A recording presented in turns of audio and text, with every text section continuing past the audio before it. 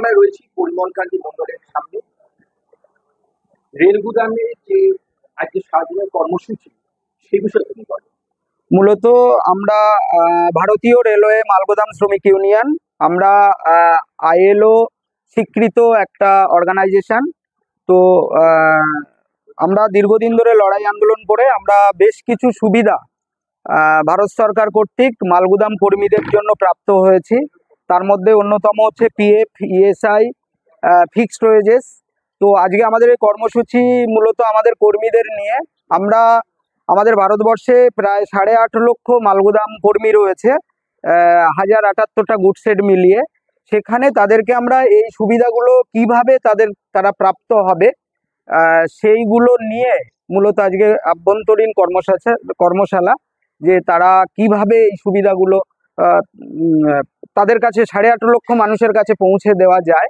ইতিমধ্যে আমরা 1 লক্ষ লেবারদের রেগুলারাইজেশনের সুবিধা প্রাপ্ত হয়েছি। তো সেই সুবিধাটা 8.5 লক্ষ মানুষের মধ্যে কিভাবে রেগুলারাইজেশনের প্রক্রিয়া পৌঁছে দেওয়া যায়, সেটাই আজকে আমরা এই কর্মশালায় আমরা 4-5 ঘন্টা ধরে আমরা এই আলোচনা করব।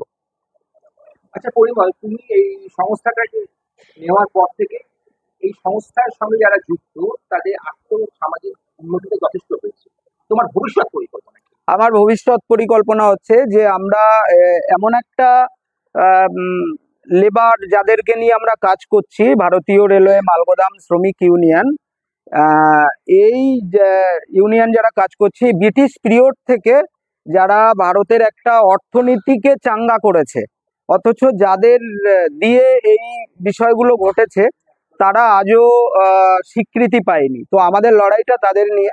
তাদের যে মালগুদাম কর্মী যাদের রেস্টরুম ছিল না, বা যাদের টয়লেট ছিল না, যাদের স্বীকৃতিপত্র ছিল না, আমরা লড়াই করে শ্রমিক কার্ডে তাদের নাম অন্তর্ভুক্তিকরণ করিয়েছি, তাদের ফিক্সড ওয়েজেস বাড়িয়েছি, তাদেরকে লিভিং ওয়েজেসের দিকে নিয়ে গেছি, যে তারা দৈনিক মজুরি থেকে তারা কি করে ডাইরেক্ট 22 দিনের মজুরি তাদেরকে কিভাবে প্রাপ্ত করা যায়। আমরা থামবো, রেগুলারাইজেশন করার মধ্যে দিয়ে আমরা থামবো। এখন তারা হয়তো মজুরির জায়গাটা আমরা পাকা করেছি, কিন্তু আমরা চাইছি এদের আগামী দিনে পার্মানেন্টের জন্য। আমাদের বৃহত্তম লড়াই হবে। আমরা 10ই মে দিল্লিতে আমরা জাতীয় সম্মেলন করব। তার আগে আমরা ভারতবর্ষের প্রায় 15টা জায়গায় এরকম শিবির করব, ওয়ার্কশপ করব, এবং 10ই এর মঞ্চে আমরা এদের শুধু রেগুলারাইজেশন নয়, আমাদের এরা এই 8.5 লক্ষ লেবারদের পার্মানেন্টের দাবিতে আমরা বৃহত্তর মুভমেন্ট গড়ে তুলব। এই প্রত্যাশা নিয়ে আজকে আমাদের কলকাতাতে থেকে, যেহেতু আমরা সংগ্রামটা শুরু করেছিলাম, আমরা কলকাতাতেই আমরা এই প্রথম কর্মশালাটা রাখছি।